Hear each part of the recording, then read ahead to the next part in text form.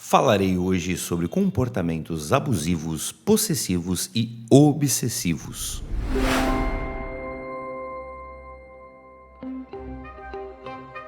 Olá, queridos iluminados, Rafael Branco de volta em mais um vídeo podcast aqui nos canais da Luz e Arte. Tudo bem com vocês? Hoje o assunto é um pouco brabo, mas preciso falar disso também com vocês porque é bastante importante a gente ter uma discussão para entender o básico desses tópicos, desses comportamentos. Essa pauta surgiu para mim quando eu recebi muito tempo atrás uma pergunta de uma pessoa. O seu bastão que você vende, ele cura comportamentos obsessivos? E eu respondi à pessoa, não, meu bastão não cura comportamento obsessivo. Porque o da fulana, ela falou que cura. Então compra o bastão da fulana que cura, o meu não cura, mas também não mente. Muitas pessoas acham que comprar, o dinheiro resolve qualquer coisa e tudo tem remédio nessa vida. Você compra alguma coisa, um remédio, um artefato e qualquer coisa é curada e resolvida. E não, isso não é uma verdade. Os três comportamentos que eu citei, abusivos, possessivos e obsessivos, eles têm relação entre eles, mas eles acontecem e se configuram a partir do momento que ambos os lados entram de alguma forma em concordância. E esta concordância normalmente é catalisada por um fator chamado conforto.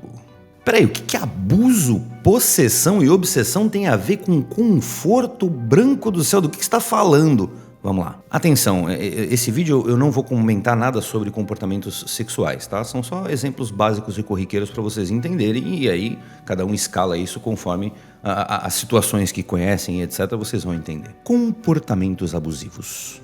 Amor, traz um cafezinho, por favor. O pai tá cansado, traz um cafezinho. Eu tô sendo abusivo? Não, nesse estágio é uma questão de carinho, né? O cara tá ali cansado por algum motivo e pediu uma gentileza, um favor, que muito provavelmente será atendido. E, traz um cafezinho, traz uma água, uma cerveja, tô cansado, tô aqui sentado descansando. Isso é uma situação de carinho. Mas quando esse tipo de atitude passa a ser um comportamento abusivo? Quando some o por favor, quando o eventual torna-se corriqueiro, quando qualquer coisa passa a ser solicitada, quando se perde a consciência que a outra pessoa também pode estar cansada, quando não se valoriza o que o outro faz. O exemplo da dona de casa, acordou cedo, limpou a casa, fez o almoço, lavou a louça, mandou as crianças para a escola, trabalhou à tarde, fez alguma coisa, tá preparando a janta, aí chega o marido do trabalho e traz uma cervejinha pro pai, faz não sei o que, faz não sei o que lá. Mas eu também tô cansada, mas tu passou o dia inteiro em casa, tu não fez nada. Tá entendendo? Aí tá o problema. Mas esses exemplos foram muito caseiros, relacionados à família, relacionamento e tal. Mas vamos lembrar que o ambiente de trabalho também é bem comum ter abusos. Entre grupo de amigos e família em geral. Os comportamentos abusivos são diversos. Desde aquele churrasco que, não precisa se preocupar com a cerveja que o fulano sempre traz. É um comportamento abusivo. Já estão jogando para ele a obrigação de sempre levar a cerveja, por exemplo. Mas aí vem a questão do conforto. E onde está o conforto nisso? O conforto fica no momento que o abusado, de alguma forma bastante questionável, acredita que de alguma forma aquilo lhe traz algum bem ou benefício. Torna-se algo confortável porque vai dar aquela impressão de que é um processo de ganha-ganha. Ele está abusando, eu estou fazendo por ele, mas eu também estou ganhando, então, via de mão dupla. Parece. E por isso que eu falei que o catalisador é o conforto, porque se uma situação abusiva começa a se configurar, mas não gera um conforto de forma nenhuma, acontece a ruptura, a pessoa corta.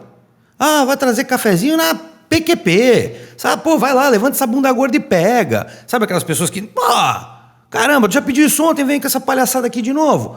Porque não gerou conforto, então aí, corta. Então um comportamento que se tornou um carinho, começou a se repetir, se tornaria abusivo, foi cortado. Eu já trabalhei, infelizmente, em 2 empresas que comportamentos abusivos eram algo instituídos nelas, que estavam lá desde antes de eu entrar, inclusive. Uma era aquele clima de que todo mundo tinha acúmulo de função e ninguém recebia por isso, mas era uma questão de que você tinha que fazer aquilo para manter a moral, com os chefes, está bem na fita, o cara está fazendo um monte de coisa, porque, na verdade, a pessoa tem medo de perder o trabalho.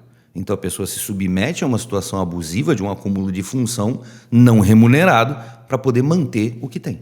Numa outra ainda foi pior, porque o comportamento abusivo partia do dono, que ele fazia inclusive assédio moral, ele ofendia as pessoas de uma forma muito pesada. E aí configurava aquela situação de que quem era submisso a isso, o cara gostava, quem por algum motivo não fosse, pode ter certeza que perderia o emprego muito rápido.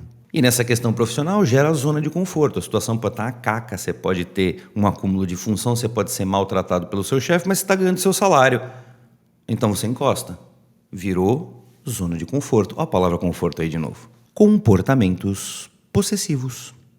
Normalmente eles nascem da evolução dos comportamentos abusivos, mas com um anexo perigoso. Pessoas podem desenvolver possessividade sozinhas, sem estímulos externos. Vou citar alguns exemplos. Acumuladores, colecionadores, pessoas com muitos animais de estimação, pessoas com mania de juntar dinheiro, pessoas com necessidades por joias, entre vários outros. E onde fica o conforto nisso?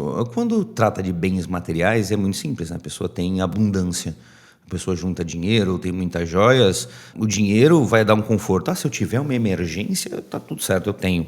Né? Ok, legal. A pessoa tem muita posse em joias, por exemplo, é meio que futilidade até, né? A pessoa usa um brinco, um colar, e a pessoa tem lá um monte guardado, mas é a necessidade da posse daquele bem bonito e valioso. Mas o conforto também há numa questão de quando a pessoa se torna antissocial. Porque elas usam o acúmulo como desculpa para não fazer o que ela não tá afim de fazer. Pô, vamos viajar, vai todo mundo, alugamos uma casa lá na praia, vai ser mó legal, vai juntar todo mundo, vamos? Ai não, desculpa, não vai dar, eu não posso abandonar os meus 32 gatos aqui, há muito tempo sem dar comida, tratar deles e tal, não dá. Vocês entenderam o apoio? A pessoa se apoia no acúmulo para dizer que não pode e no fim ela vai ficar dentro daquele mundinho dela com os 32 gatos e tudo bem. Eu já vi gente que não compareceu a um evento de família porque estava limpando os livros da sua própria biblioteca e disse: eu não podia parar. A influência disso é terrível porque isso drena a energia vital de uma pessoa de uma forma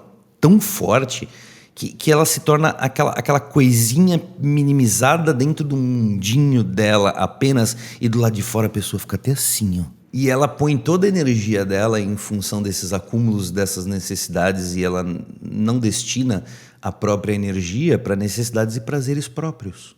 E aí também tem a possessão entre pessoas, né? A possessão entre pessoas é um pouco diferente da obsessão, pois ela está realmente relacionada à sensação e sentimento de posse, a ponto de cercear a liberdade da outra pessoa. Limitar a pessoa, você só vai sair junto comigo, não permitir que ela use do seu próprio livre-arbítrio, vontades próprias, determinar até o que a pessoa vai usar e vestir, coisas do gênero. A pessoa se torna aquela Barbie, né? Aquela bonequinha, vai vestir o que eu quero, vai pentear o cabelinho como eu quero e etc.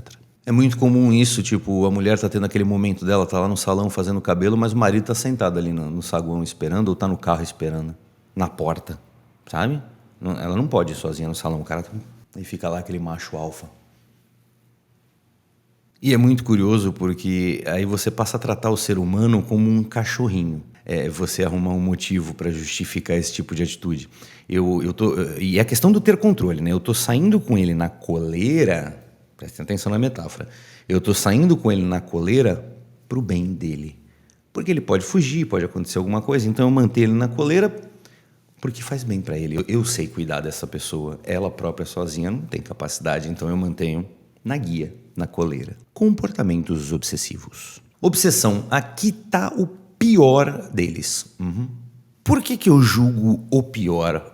Porque ele, além de ser o mais destrutivo, ele infelizmente também tem a capacidade de ser silencioso. É um veneno que corre sem arder, sem queimar.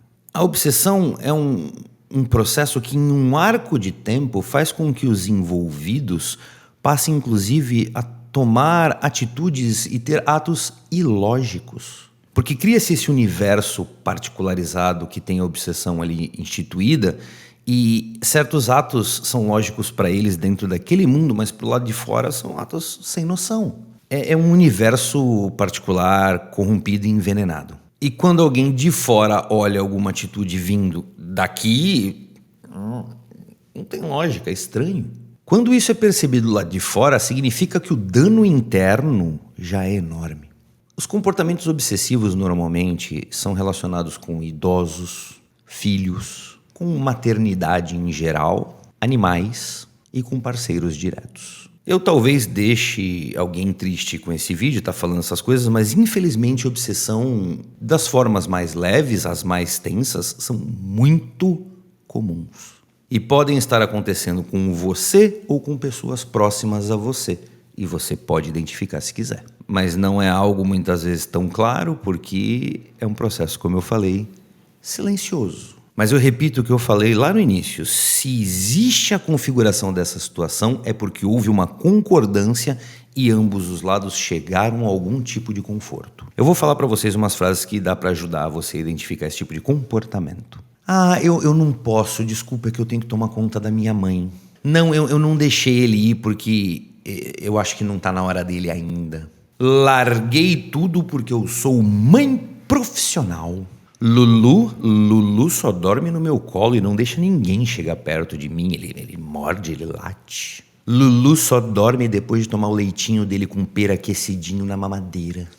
Eu escolho e dou opinião nas roupas da minha namorada. Esses são alguns pouquíssimos exemplos mais comuns. Falando sobre idosos, quantas pessoas não limitam o seu crescimento e suas experiências próprias de vida porque, desculpa, eu tenho uma mãe doente ou alguém acamado em casa e a pessoa não viaja, a pessoa para de estudar, a pessoa para de evoluir, dá uma pausa na própria vida em função de alguém que necessita de atenção. Isso acontece bastante, mas é aquela coisa, tem o conforto, a pessoa também se apoia nisso para várias coisas, e não posso porque, e aí usa a pessoa doente como muleta para certas coisas. Os filhos, a superproteção é terrível, porque hoje a gente tem um monte de jovens que estão alienadinhos.